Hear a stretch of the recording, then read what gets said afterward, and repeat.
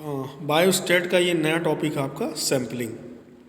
Actually जब हम कोई रिसर्च करते हैं तो उस रिसर्च से हम कोई ना कोई डेटा कलेक्ट करते हैं, ठीक है ना। और उस डेटा से हम कोई ना कोई कंक्लूजन निकालते हैं, कोई ना कोई इन्फ्रेंस निकालते हैं, कोई ना कोई रिजल्ट निकालते हैं।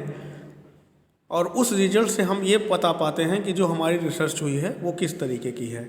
या अगर हम कोई चीज़ खरीदने जाते हैं मार्केट में तो हम मतलब कि कोई बहुत बड़ी पॉपुलेशन है, उस पॉपुलेशन से हम कोई चीज़ खरीदते हैं तो हम उस होल पॉपुलेशन से कुछ ना कुछ सैंपल लेकर के देखते हैं। देखने के बाद ये पता करते हैं कि ये हमारा जो मीन्स जो हम प्रोडक्ट खरीदने जा रहे हैं वो किस तरीके का होगा।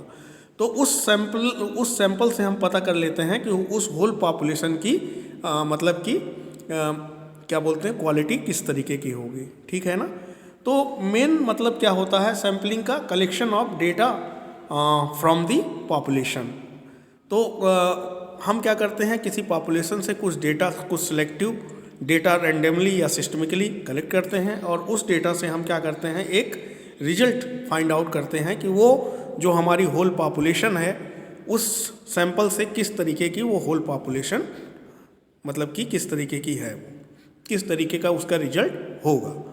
तो इस तरीके का जब हम मीन्स प्रयोग करते हैं तो ये जब हमारे पास बहुत सारे होल पॉपुलेशन, बहुत सारी बड़ी पॉपुलेशन होती है, बहुत सारे डेटा होते हैं, तो उसमें से एक हमको कंक्लूजन निकालना जब पॉसिबल नहीं होता है तो हम क्या करते हैं उसकी सैम्पलिंग करते हैं। तो सैम्पलिंग आप समझ लीजिए this is the technique for the collection of data from the population. और जो सैंपल होते हैं आपके सैंपल क्या हैं, this is the basically a subset of A population. तो उस पॉपुलेशन से कुछ जो हम मीन्स कोई ना कोई चीज़ें जो निकालते हैं वो क्या होते हैं आपके सैंपल होते हैं। तो होल पॉपुलेशन में अगर दो चार चीज़ें हम उसमें से दो चार प्रोडक्ट निकाल लें बहुत बड़ी पॉपुलेशन से तो वो आपका क्या हो जाता है सैंपल। और उसी सैंपल के बेस पे हम क्या करते हैं कि उस होल पॉपुलेशन का कंक्लूजन देते हैं कि ये हमारी होल पॉपुलेशन या हमने जो डेटा कलेक्ट किया है वो किस तरीके का है, ठीक है। आइदर दैट इज फेवरेबल और नॉन फेवरेबल। जैसे एक सिंपल सी थिंग है, जब मार्केट आप कभी जाइए गेहूँ वगैरह ख़रीदना है तो क्या करते हैं आप कोई बोरी पसंद करते हैं कि हमको इस बोरी में से गेहूँ दे दीजिए 10 किलो 20 किलो 25 किलो जो भी लेना है। तो क्या करता है कि आप थोड़ा सा उसमें से एक कैंची टाइप का रहता है उससे निकालता है और थोड़ा सा आपको सैंपल दिखाता है, देखिए भैया ये किस तरीके का सैंपल है।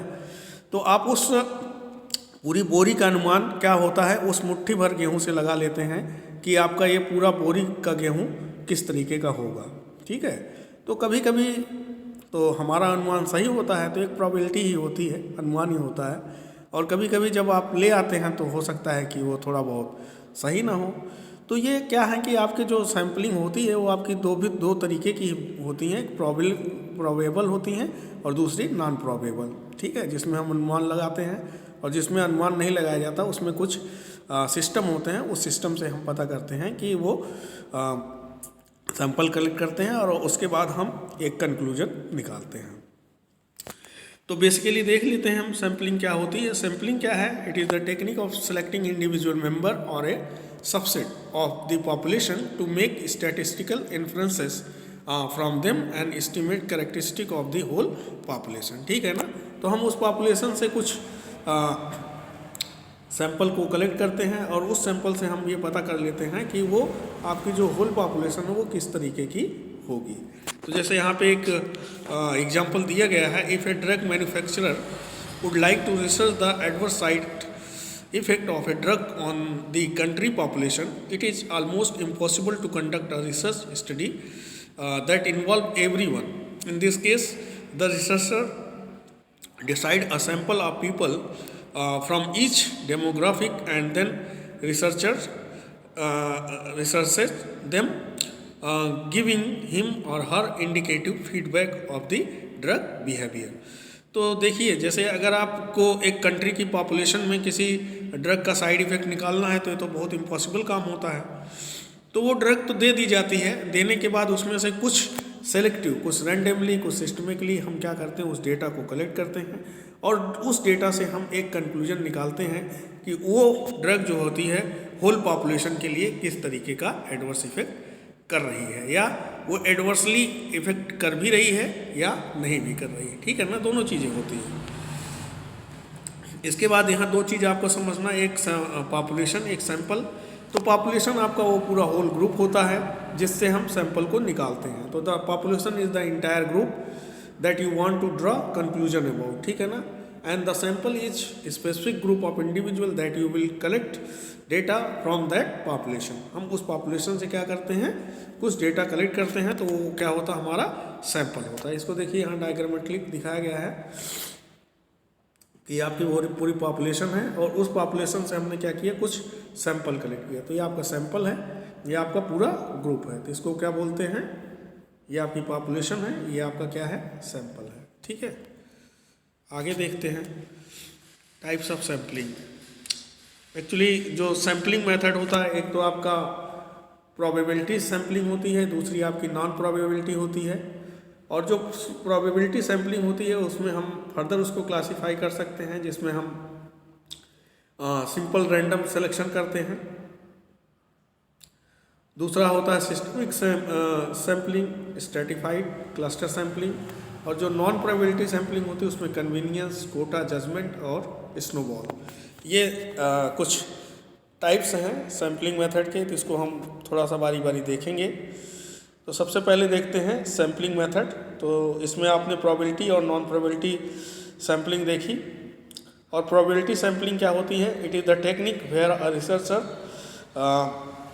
Sets a selection of a few criteria and chooses member of population randomly, and all the member have an equal opportunity to be a part of the sample with this selection parameter। ठीक है, probability sample में क्या होता है कि इसमें जो भी रिसर्चर होते हैं ये क्या करते हैं, डेटा को कलेक्ट करते हैं, उस पॉपुलेशन में से रैंडमली सिलेक्ट करते हैं।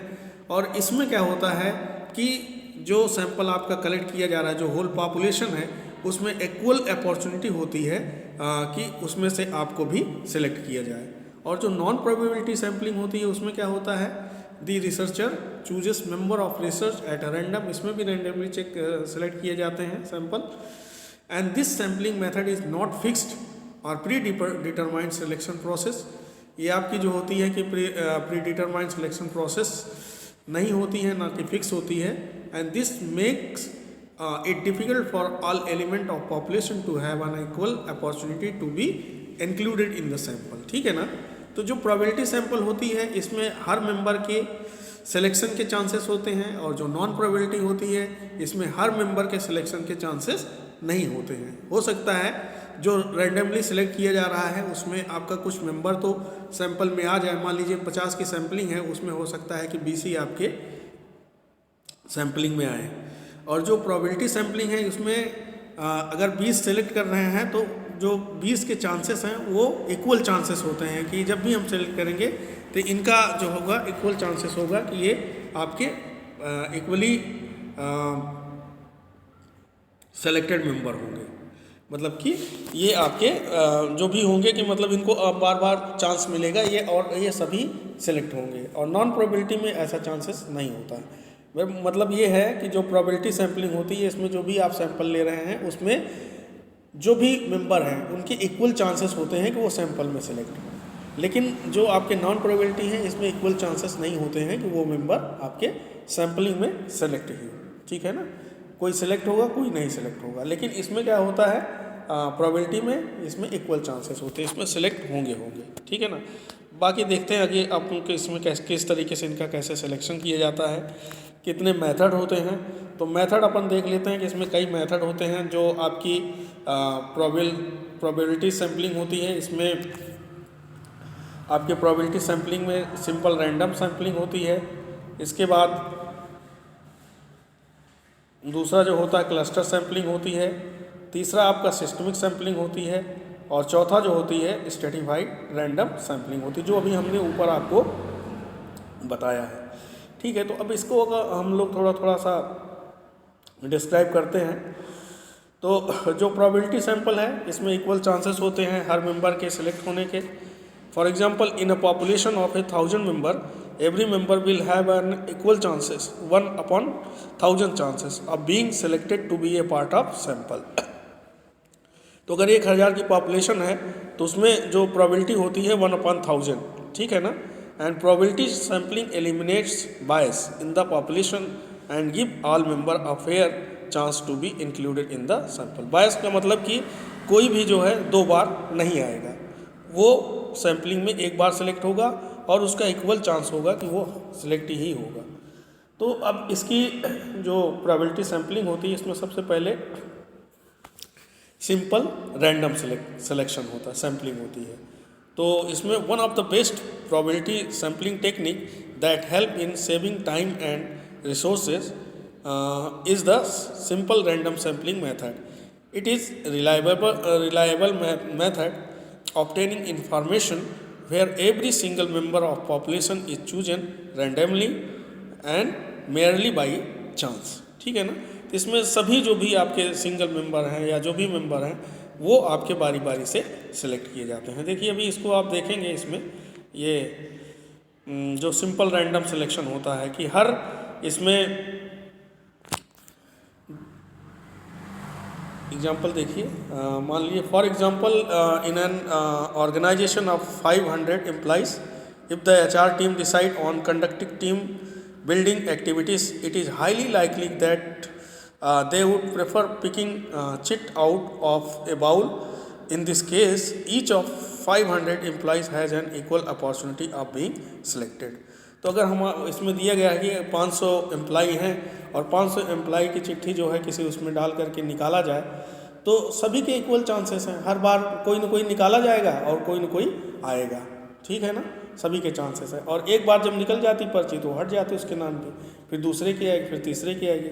तो इस तरीके से ये आपके सिंपल रैंडम सिलेक्शन होते हैं कि अगर कोई आपकी फुल पॉपुलेशन है उस पॉपुलेशन में उनके इक्वल चांसेस होते हैं कि वो उस सैंपल में सेलेक्ट ही होंगे। तो ये आपका सिंपल रैंडम सिलेक्शन है, सिंपल रैंडम सिलेक्शन या सिंपल रैंडम सिलेक्शन सैम्पलिंग होती है जिससे हम कोई ना कोई कंक्लूजन निकालते हैं कि वो हमारा जो डेटा आ रहा है वो किस तरीके का होगा। तो इसमें दिया गया देखिए, पहले के बाद आपका 2 छूटा, तीसरा निकाला गया, तीसरे के बाद चौथा निकाला गया, ठीक है। तो अभी सबके चांसेस है, यहाँ पे देखिए पहला सेलेक्ट हुआ, फिर छूटा, तीसरा हुआ, तो इसमें सभी का बारी बारी से आने का चांसेस, और जो सेलेक्ट हो जाएगा वो हट जाएगा, फिर अगले का चांस आएगा, अगले का चांस आएगा। तो सिंपल रैंडम सिलेक्शन में सबके इक्वल चांसेस होते हैं कि वो सैंपल में सेलेक्ट ही होंगे, ठीक है। तो अभी आप लोग इतना देखिए, इसके बाद फिर हम आगे थोड़ा डिस्कस करेंगे। आज थोड़ा तबीयत गला साथ नहीं दे रहा है।